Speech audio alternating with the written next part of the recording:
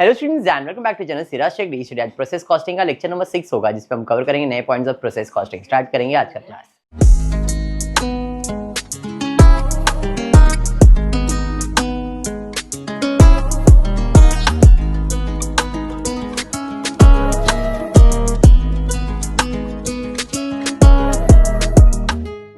चलिए, previous class में equivalent unit किया था। होपफुली इक्विवेलेंट यूनिट कैसे सॉल्व करते हैं समझ में आए। सबसे पहला हम सॉल्व करते हैं इक्विवेलेंट यूनिट, फिर कॉस्ट पर equivalent unit, then cost apportionment and then process account. आज जो करने वाले इसमें एबनॉर्मल नॉर्मल लॉस का कंसेप्ट। अब तक जितने भी मैंने प्रोसेस कॉस्टिंग करवाया था उसमें ना तो नॉर्मल लॉस आया है इक्विवेलेंट यूनिट में, ना ही एबनॉर्मल आया है। आज के सम में नॉर्मल लॉस या एबनॉर्मल जो भी वो आ जाए। इक्विवेलेंट यूनिट के हम लोग ने अब तक 2 या 3 सम किए, 2 सम किए शायद।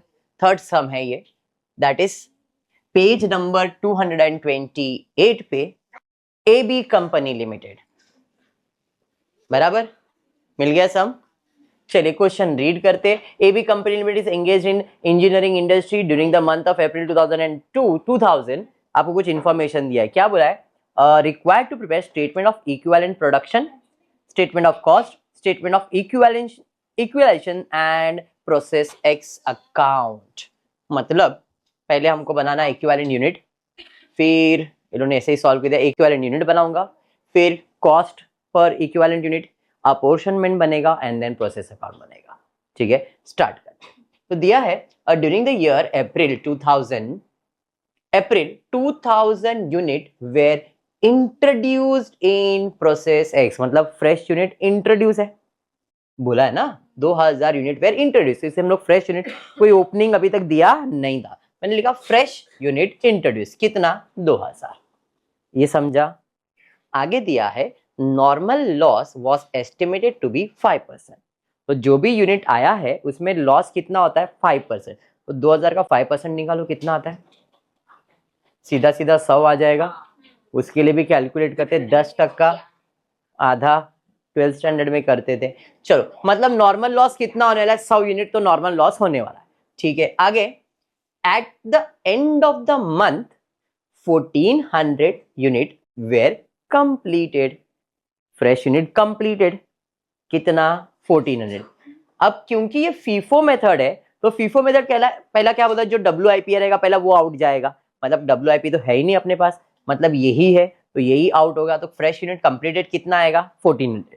जो कंप्लीट हुआ इसका परसेंटेज कितना रहेगा? 100 100 100। बराबर, ये समझा है।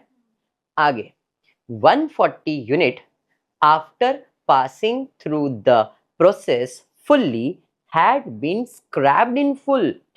बोल रहा बंगाल में 140 यूनिट बेचा है, जबकि मुझे नॉर्मल लॉस तो 5% ही था, है ना? तो 5% के हिसाब से 2000 का 5% तो 100 यूनिट आ रहा है, जबकि बोल रहा भंगार में कितना बेचा? तो 40 कहां से आया? वो भी भंगार में, मतलब लॉस ही हुआ रहेगा ना। तो देयर इज 40 यूनिट का एबनॉर्मल लॉस और 100 इज माय नॉर्मल लॉस। तो नॉर्मल लॉस कितना है? 100। जो लॉस हो गया उसमें मटेरियल इक्विवेलेंट खर्चा कुछ भी आएगा नहीं, क्योंकि इसको आपको किस में बेचने का है? भंगार में। तो उधर हम इसका एक्सपेंसेस कैलकुलेट नहीं करते। लेकिन जो एबनॉर्मल लॉस है, एबनॉर्मल लॉस, इसके बारे में कैलकुलेशन दिखाना पड़ेगा। कितना एबनॉर्मल लॉस? 40। कैसे समझा? तो 140 यूनिट टोटल एबनॉर्मल भंगार में बेचा है, जिसमें से 100 तो तुम्हारा नॉर्मल था। तो जो एक्स्ट्रा लॉस आया उसे हम एबनॉर्मल लॉस कहते हैं। अंडरस्टूड। अब इधर 140 के जगह पे अगर आपको 80 दिया रहता तो आप क्या बोलते? अरे 80 है, मतलब गेन हो गया कितने का? 20 का। बस यही ट्विस्ट आने वाला है। क्लियर हो गया कंसेप्ट? चलिए, 2000 यूनिट आया था, 1400 1540 चला गया, तो बच गया मेरा क्लोजिंग स्टॉक ही रहने वाला है। और देखते क्या है, the incomplete unit has reach the following stage. Material 75% complete हुआ है, लेबर ओवरहेड 50%। तो अब अच्छा, ये एक्सप्लेन नहीं किया था। 40 यूनिट्स है एबनॉर्मल लॉस। बाय डिफॉल्ट जो एबनॉर्मल लॉस रहेगा, क्योंकि यूनिट कंप्लीट के बाद मालूम पड़ा है, तो उसका परसेंटेज कितना है? 100%। 100%। एबनॉर्मल लॉस, नॉर्मल लॉस नहीं। क्लोजिंग WIP 1560 था, 2000 में से 1560 गया तो बचा 460। ये मेरा क्या रहेगा? क्लोजिंग। अब उसमें मटेरियल कितना कंप्लीट हुआ है 75%, ये कितना है 50, तो इसका 50% एंड 50%। डन, समझा। 2000 यूनिट आया, 2000 यूनिट गया, जिसमें मटेरियल में लगा, लेबर में लगा, table is completed. Any doubt? बारिश हो रहा है बेटा, बारिश। कोई नहीं इधर आता, नहीं छिन छिन छिन आवाज नहीं है, चंद्रमुखी कोई नहीं आता। यहाँ तक क्लियर है? चलिए, कॉस्ट पर इक्विवेलेंट यूनिट। कॉस्ट में रिया मैम 2000 यूनिट का मटेरियल का खर्चा दिया है 58, तो cost of material 58, additional material भी आया है 14400, लेबर का खर्चा 33,500, प्रोडक्शन ओवरहेड्स का खर्चा। इन शॉर्ट मेरा टोटल खर्चा इतना ही हुआ है। एग्री? ये मेरा टोटल एक्सपेंसेस है। डन। अब टोटल एक्सपेंसेस, ये तो एक्सपेंस हुआ, हमने हमारा भंगार को बेचा भी था। कितने में बेचा था, कुछ दिया है क्या, जरा पढ़ लेते। Unit scrap realize at 10 each, और कितना यूनिट था 100, तो 100 को बेचा तो 1000 रुपया आएगा मेरे पास, मटेरियल का आएगा। लेबर ओवरहेड को मिलेगा क्या इसका खर्चा? नहीं। तो ये टोटल मटेरियल का खर्चे में 1000 रुपए का इनकम दिखा दिया, बाकी तो कुछ भी नहीं है। अब टोटल करेंगे तो टोटल आपका expense of material, expense of labour, expense और ओवरहेड्स, टोटल खर्चा। Any doubt? समझाइए। अब टोटल यूनिट्स भी मालूम है, तो इक्विवेलेंट यूनिट भी सबका मालूम है। डिवाइड करूंगा पर यूनिट, डिवाइड करूंगा पर यूनिट, डिवाइड करूंगा पर यूनिट, टोटल आपको मिल गया पर यूनिट। कॉस्ट स्टेटमेंट समझ में आ गया? Any doubt? कॉस्ट स्टेटमेंट के बाद अपोर्शनमेंट। अपोर्शनमेंट में कौन से कॉस्ट निकालूंगा मैं? अपोर्शनमेंट में फ्रेश यूनिट्स कंप्लीटेड, क्योंकि ओपनिंग तो है नहीं, fresh unit completed, abnormal loss and closing, 3 खर्चा आएगा। इस बाजू जितना लिखते हो उन सबका कॉस्ट अपोर्शनमेंट निकलता है। ओपनिंग, फिनिश, कंप्लीटेड और क्लोजिंग, नॉर्मली अब तक हमने यही निकाला था, पर यहाँ पे एबनॉर्मल लॉस भी आ गया है। ठीक है, तो सबसे पहला कंप्लीटिंग फ्रेश यूनिट, सब में 1400 है। एक एक करके निकालो या डायरेक्टली निकालो, मैंने दोनों एक्सप्लेन किया है। एक एक करके निकालोगे तो भी चलेगा, डायरेक्टली 70.06 से किया तो भी चलेगा। तो यूनिट सब में 1400 है, तो 1400 यूनिट 70.65 से टोटल कॉस्ट निकाला, ये समझा। फिर उसके बाद एबनॉर्मल लॉस, तो एबनॉर्मल लॉस में सब में 40 यूनिट ही है, हाँ या नहीं? तो इधर भी आप टोटल से मल्टीप्लाई कर सकते हो, तो 40 यूनिट 70 से मल्टीप्लाई किया, समझा? हाँ। नेक्स्ट उसके बाद क्या आएगा?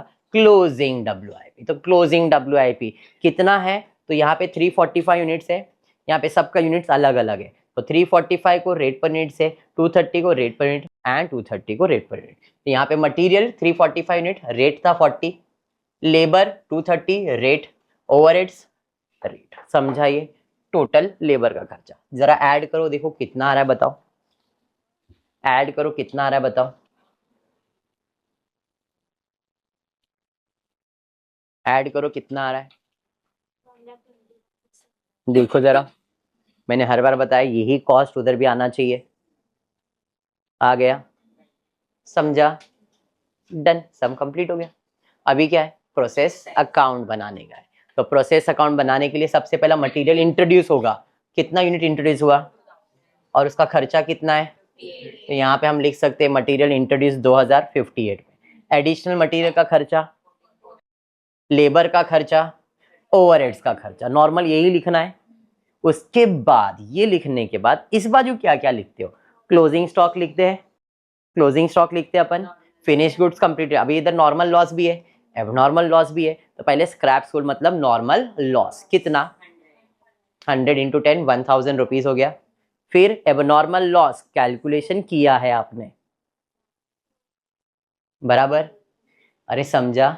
उसके अलावा क्लोजिंग स्टॉक, क्लोजिंग स्टॉक लिख दो तो आपको क्या मिलेगा? फिनिश गुड्स का खर्चा, समझा? टोटल कर रहा हूं, क्लोजिंग स्टॉक लिखता हूं, इधर देख लो, क्लोजिंग स्टॉक का वैल्यू लिखा कितना है 20,714 क्लोजिंग WIP। तो जो बच जाएगा वो तुम्हारा प्रोसेस कॉस्ट आ जाएगा। इन शॉर्ट ये टेबल में सब चीजें होती है, खाली प्रेजेंटेशन देना प्रोसेस में। समझा? पक्का? इजी है पहले वाले से? टेबल अगर समझ जाएगा तो बहुत सिंपल, इसमें प्रोसेस ज्यादा आता नहीं है। ठीक है, पक्का। तो आज की क्लास में इतना ही करेंगे। होपफुली वीडियो पसंद आए तो प्लीज वीडियो को लाइक कर देना, फ्रेंड ग्रुप में शेयर करना, चैनल को सब्सक्राइब करना। Thank you for watching the video.